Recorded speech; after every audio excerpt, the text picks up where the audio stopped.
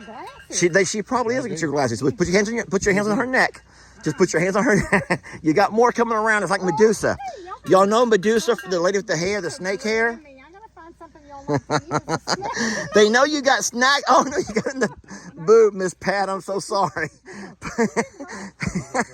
Miss Pat, I'm sorry. You okay? Yeah, she didn't hurt at all. They like the glasses. That's what I think she's trying to go for. If you want to walk out, we can walk out. No, you can't get my glasses. I promise it's not going to hurt. It's just going to be it does kind of startle you a little bit. Y'all are being silly. Carl's fine. He's over there eating. You know what I thought? I'm gonna have to get y'all some grapes. I saw you feed them. Oh, yes, they love grapes. Green or purple grapes. They love grapes. Even the babies eat grapes now. Oh, there's that thing, that Dingleberry. I'm going to yank that off, guys. Oh, it's going to hurt her. Got it. Oh, I got it. Pearl, that had to have hurt. Guys, what that is just, well, it's some hair. And for that, I'm sorry. For that, I am sorry. But something else, probably old poop, that's been there for about a year. I'm not making that up. It's been there for about a year. And it's off and it's gone now. Finally, Pearl, your girl parts are cleaned up again. Pearl will not let me get anywhere close to her backside now. Guys, I'm just going to ask y'all a favor. If I ever get that way, if that ever happens to me, could y'all please do me a favor and just go ahead and put me out of my misery? Or at least if you plan on yanking it out, get me nice and drunk first. Get me nice and drunk first. No, just put me out of my misery. If that ever happens to me, just put me out of my misery. Hey folks, Lester here, and I am coming to you this afternoon from the cow pasture, the Longhorn pasture. Oh, don't forget we got a couple of horses. I know it's a donkey, just go along with me. But today we're going to be doing a couple of things that was suggested from Rick, my friend Rick, over at Think Like a Horse. I'm going to turn my camera around and talk to you. I like Rick. I really do. Now, I don't always agree with Rick's ideology on lots of topics, but there's one thing that I do respect Rick for, his ability to think like a beep and you fill in the blank. Because I think that Rick is really good about stuff like that. Now, in Rick's video where he kind of critiqued my flaws, the design flaws, he gave me a lot of really neat ideas that I'm going to eventually go with. I can't do them all today, but what I will do today is the first step. I'm going to put a T-post down so that every one of my gates can stay propped open. I can tie them open, and so they can't be blowing around in the wind. That will make it to where the animals will not be quite so scared to go in by fear of being locked in if in fact it's raining and they need a place to go for shelter. If I were to leave the gates the way I have them now, they can blow in the wind, and you don't want that happening. That can end up pinning a cow in who doesn't need to be pinned in. So that will be my very first step. Then I'm going to talk to you about some other things coming up.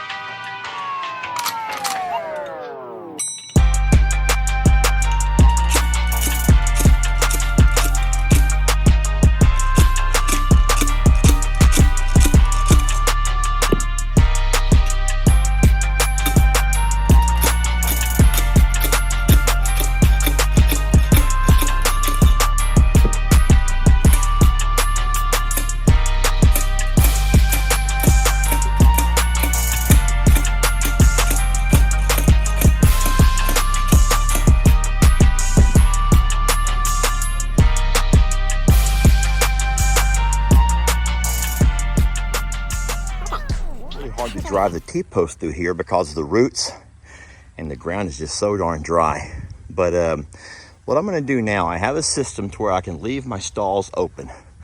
They're tied open. Now when I say tie, it's just a real simple tie. It's a real simple little knot, little ball knot. Look here, simple as that. And the gates will close. But in case it's windy or stormy or rainy, I can come by and have the gates already open so the cows can go inside if they feel comfy to go inside, get out of the weather. That could be the sun, the rain, or just the wind. And the gates can't be blowing around, scaring them. I want to show you what I've done down through here. I do have a simple one-hand maneuver to open my inner gates. I do open them to the inside so that they never come out, and I don't want them to swing out and block my chute. So those are all opening to the inside, like so.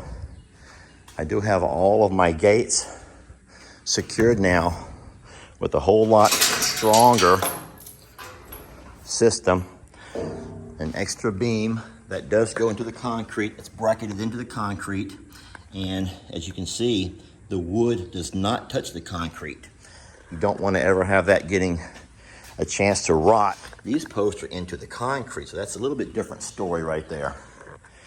All right, so that's how that side over there looks. One thing that Rick suggested was that this gate over here should be hinged to that post. This gate should stay where it's at. That gate should be side by side with this one over here. One would swing that way, one would swing this way, and that red one could stay where it's at. That would make it to where it's a whole lot more space through here, and the animals wouldn't feel quite so confined when trying to go to their different stalls.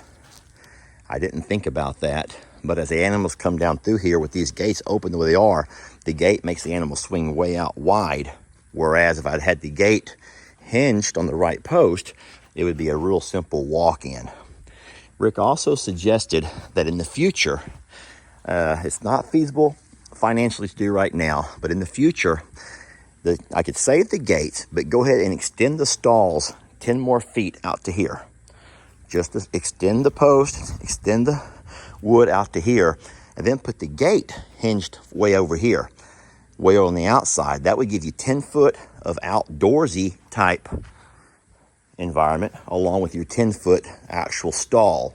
That would make your cow feel a whole lot more comfortable about going inside. I'm not finished yet. I remember I told you guys that I bought all the gates they had that day, and so I do need to put in a gate here, a gate there, and then the small gates here and there to make it all uniform. But I'm waiting for another truck to come in to the Tractor Supply. That's where I bought this stuff from.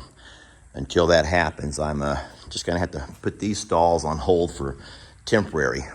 Last thing I'm gonna do is take all of my feed out of here. I'm gonna take all of my feed out of here and take all of my feed up to the garage that I can close off. We're having things come out and about. I wanna show y'all what I discovered. Looky over here, my friends. We're having things come out and have dinner here in our barn. Now, I don't know what that belongs to. This is the spinal cord of something. I don't know what it belongs to.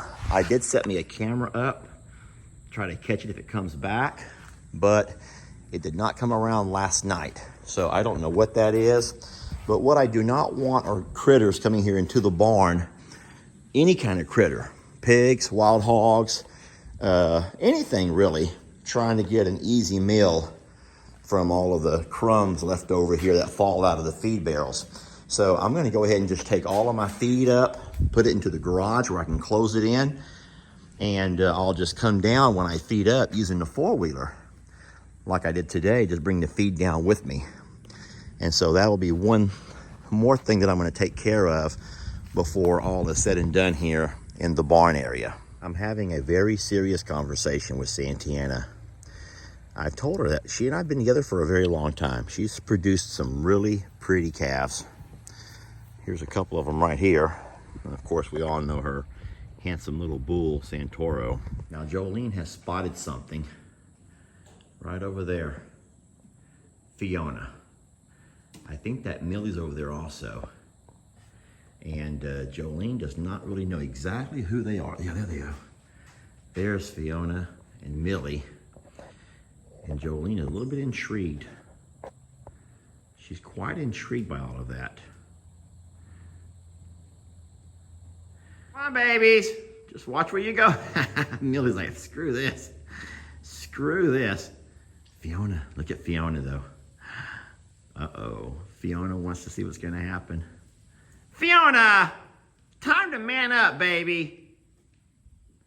Millie has ran 30 yards off behind her and is gonna squat down. Fiona is trying to be brave. Fiona is trying to be brave. I know you can't really see Jolene from this angle. There. Fiona, where's my baby? I need help. Fiona, I need help, baby.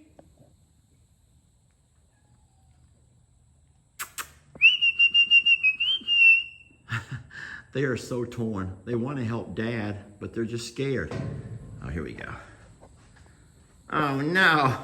I guess Jolene won that one. And Santoro's right behind her. Let's go show them who's boss, Jolene. They're in the wrong pasture.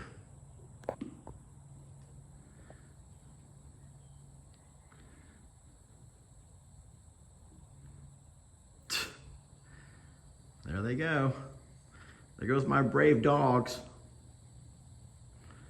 There goes my two brave warriors. Lord. We're trying all kinds of different formulas to feed, trying to find whatever they'll eat the most of. I have 3 different things mixed in right over here. Baby, don't be mean to Pearl. I have 3 different types of feed mixed in together over here. And what's surprising to me, and I don't know if this is bad or not, is that they prefer the horse food. All of the cows are not really eating the sweet feed. They actually are preferring the horse mix. And I don't really understand why. I don't really get what the horse mix offers that they don't really get in their cow mix. It is more expensive, so maybe there's some kind of a something or another in there that the horses need, the cows don't, but the cows like. Not real sure. Oh, before I leave, I want to show you this.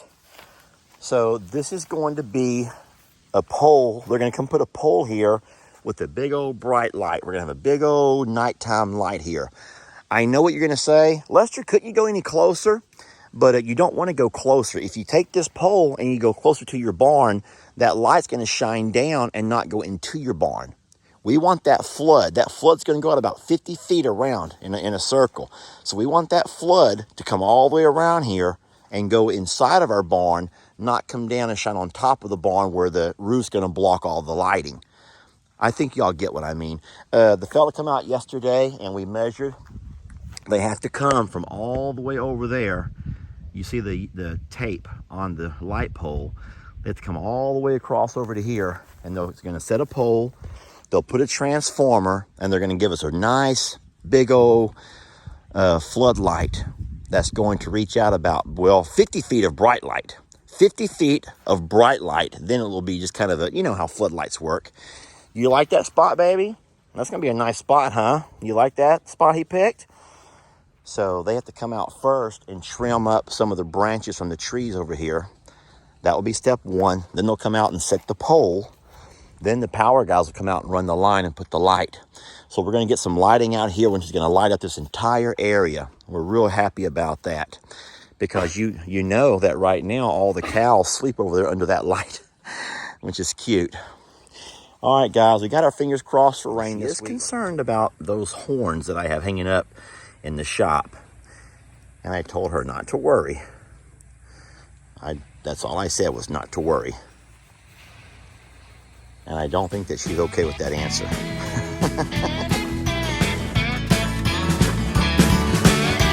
Don't let your troubles fester. Come watch Longhorn Lester. Yeah, something like that.